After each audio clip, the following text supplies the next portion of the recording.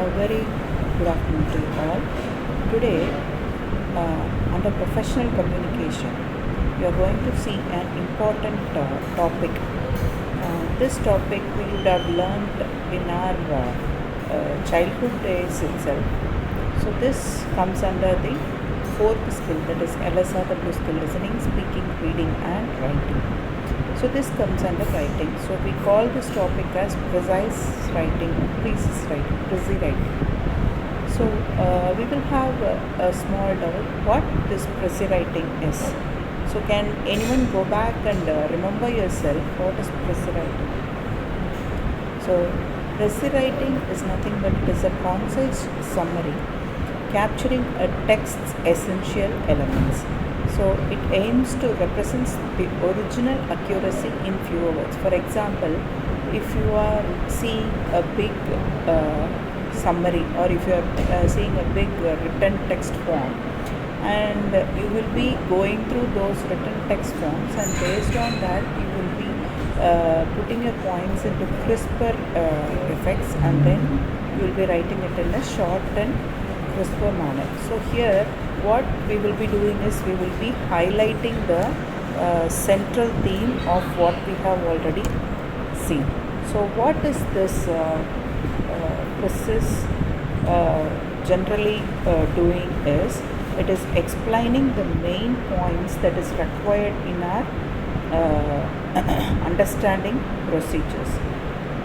So when we are looking into this, we have to follow 4 key features. So this if we follow these 4 key features, we can prepare a good précis writing.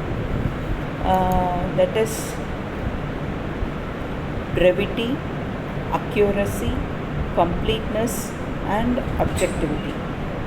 So what this brevity means, it should be about 1/3 of the length of the original. For example, we have to make it short and precise, and this short and precise means we have to make a rough draft, and after that we would have written a fair draft.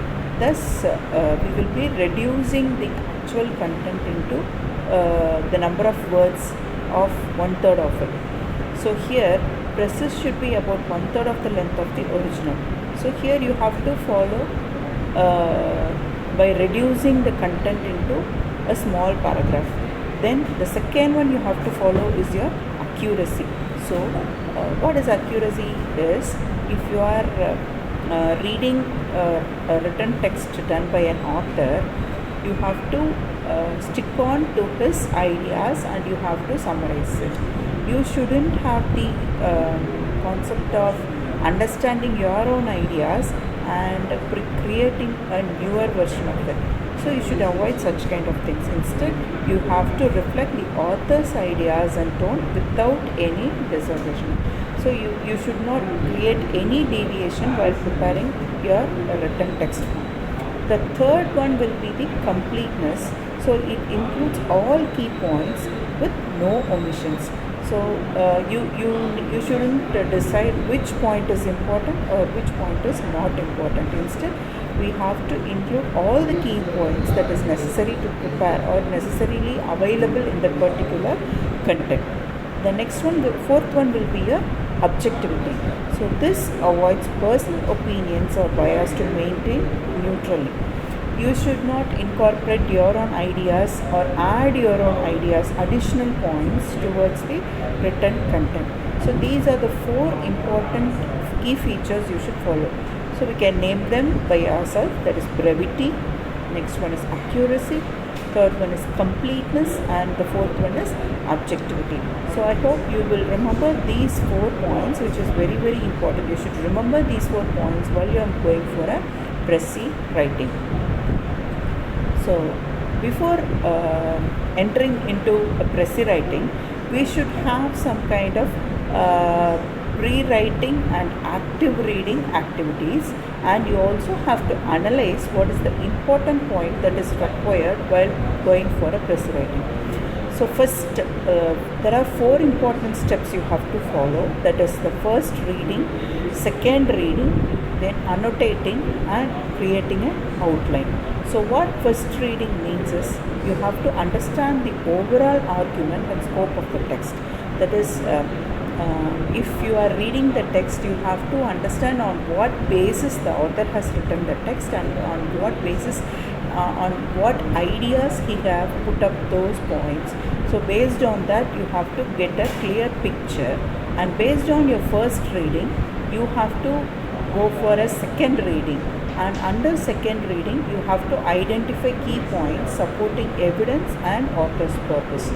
The third one is making any kind of annotation. Annotation is you are going to mark up the you can use your highlighters or your pencils, and you can make up mark main ideas, transitions and critical details. And the fourth one is you have to create a structured outline overview of the text argument. So this will help you to come to a clear idea and a picture of how you are going to make up the PRECIS writing. Then the next one is the process. So we are going to see about the process of PRECIS writing. So we can see this in a step-by-step process. So what we will do is, first you have to start strong. So you have to go for two types of reading, that is first reading and second reading. And then you have to go for the strong understanding of how the author is, what the author is trying to say and how he is trying to put up his argument. Then you have to focus on the substance, that is highlight key ideas, exclude minor details. You can remove or exclude minor details. So if you feel that if it isn't necessary, you can remove that, or if it is a subtitled points, you can leave that. Then you have to maintain the objectivity by using natural language and avoiding personal bias.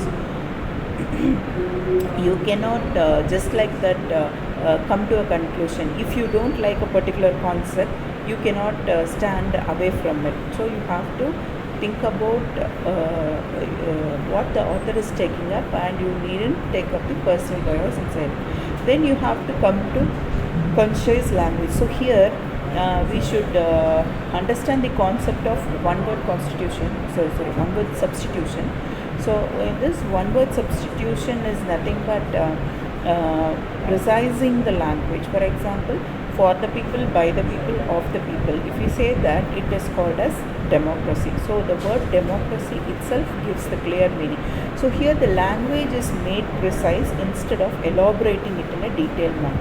So likewise, the language should be concise, and also it should be easily understandable to the reader. So that is very clarity is very important. Then you have to quote sparingly. You have to use direct quotes and not crucial phrases that is tough to understand.